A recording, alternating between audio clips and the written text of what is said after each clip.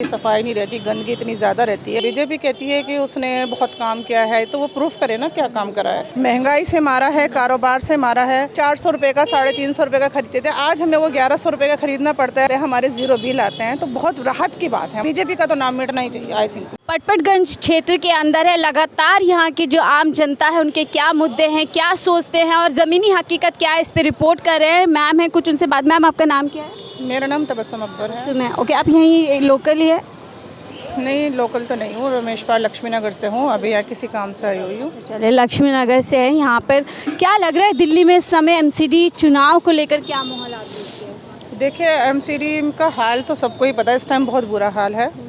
और जैसे कि एमसीडी वर्कर हैं वो भी बहुत ज़्यादा परेशान हैं, क्योंकि उनके टाइम पे सैलरी नहीं मिलती, सफाई नहीं रहती, गंदगी इतनी ज़्यादा रहती है।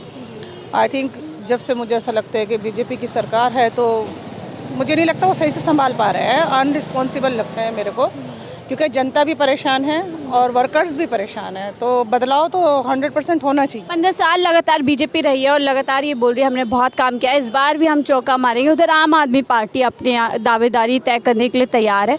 लगता है आम आदमी पार्टी बाजी मार पाएगी? बिल्कुल मार पाएगी। देखो, मैं कह रहे लोगों कि मैंने ताजमहल बनाया, तो मेरे कहने से ताजमहल बन नहीं जाएगा, ठीक है, कि वो तो जिसने बनाया वो बनाया। अगर बीजेपी कहती है कि उसने बहुत काम किया है, तो वो प्रूफ करे ना क्या काम करा है।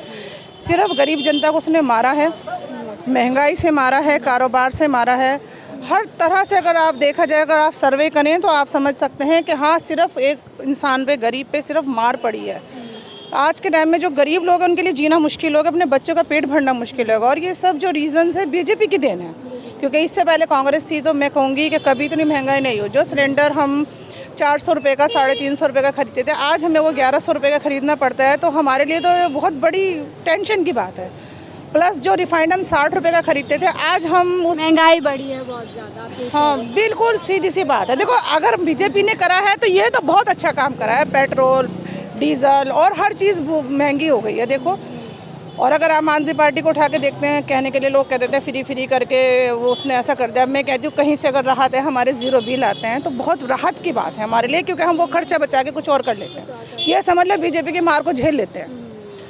दूसरा, हम बसों में फ्री ट्रैवल करती है, सारी माँ बहनें सब करती है। सीनियर सिटीजन के लिए भी होने वाला है कि वो फ्री हो जाएगा। तो देखो कितनी बड़ी बात है।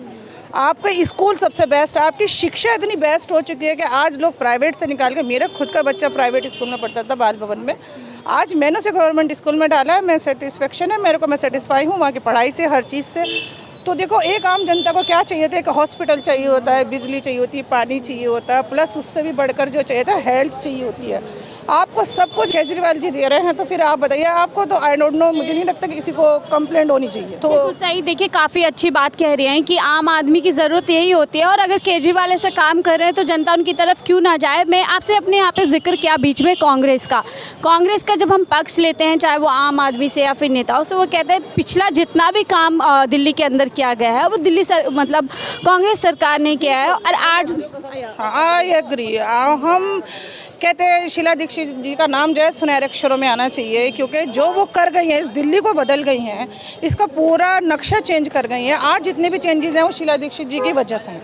हमें ये कभी नहीं भूलना चाहिए। और कांग्रेस के टाइम में भी हमें कभी इतनी महंगाई की मार नहीं झेलनी पड़ी, कभी हमें इन चीज़ों का सामना नहीं करना पड़ा। कुछ भी था, कांग्रेसी लोग काम करते थे, पब्लिक ने इतना टाइम उन्हें पीएम बना के रखा, इतना सपोर्ट करा। आज भी लगता है लोगों को वापस उनको लाना चाहिए, आना चाहिए। मैं कहती हूँ वापस आना चाहिए, कम से कम बीजेपी का तो नाम मिटना ही चाहिए। आई थिंक मेरे हिसाब से तो ये होना चाहिए, पार्टी और कांग्रेस। हाँ, ये होनी चाहिए, उसमें देखना चाहिए। और मुझे इतना लगता है अगर कांग्रेस आ जाती है तो वही बहुत बेस्ट कर सकती है, क्योंकि उसने हमेशा बेस्ट किया है।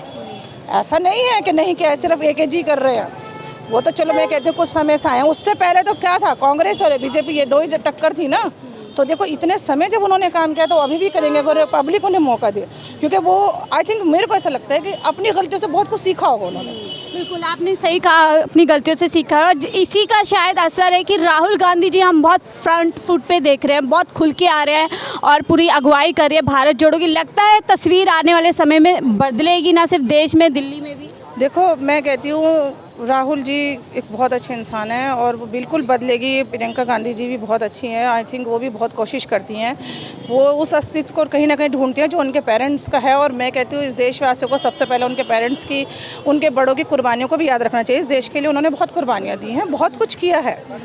और देखो ये जनता है थोड़ा टाइम बाद भूल जाती है, लेकिन मैं कहती हूँ पब्लिक को इस बात पे कंसंट्रेट करना चाहिए, देखना चाहिए कि हाँ हमें उन्हें मौका देना चाहिए, बिल्कुल देना चाहिए, उन्हें दोबारा से लाना चाहिए। क्योंकि देखो अगर हम उन्हें नहीं लाते हैं तो हम एक अच्छा पीएम कभी नहीं पाएंगे, हम बीजेपी में इसमें उलझे रहेंगे। तो आई थिंक मुझे लगता है कांग्रेस को सपोर्ट करना चाहिए।